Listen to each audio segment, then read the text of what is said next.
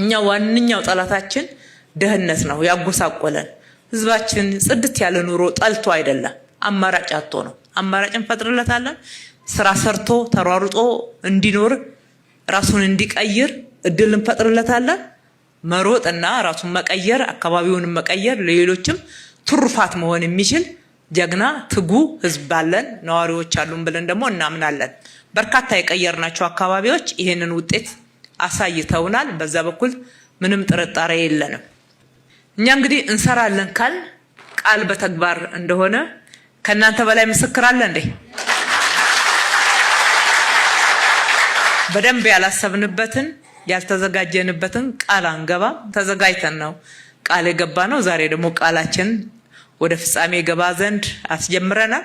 አዲስ ዓመት እዚህ አካባቢ አዲስ መንፈስ፣ አዲስ አኗኗር፣ ዘመናዊ አኗኗር ለአዋቂዎችም ለህፃናትም ለአረጋውያንም የምትመች በምሳሌነት የምትጠቀስ ውብ የመኖሪያ አካባቢ ሆና ተቀይራ በአዲስ ዓመት ተቀበላችኋለች። ከዚህ የተነሳችሁትን ደግሞ የቅድሚያ ሰጥተን እዛም ሳትደርሱ ወደ ቤታችሁ መመለስ መግባት የምትችሉበትን ጥረት እናደርጋለን።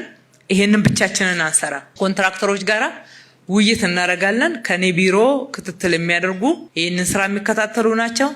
ዲዛይንና ግንባታ ቢሮአችን ፈጥኖ በመስራት በጥራት በመስራት በቁጠባ ሀብትን በማስተዳደር የሚታወቅ ቢሮ ነው። የአዲስ ከተማ ስራ አስፈጻሚ ከነካቢኔው በትጋት በታማኝነት ህዝብን የሚያገለግል አመራር ነው። የግንባታ ቁጥጥር አስፈጻሚዎች እዚህ ያላችሁ ጥራትን ለማስጠበቅ ማለት ነው።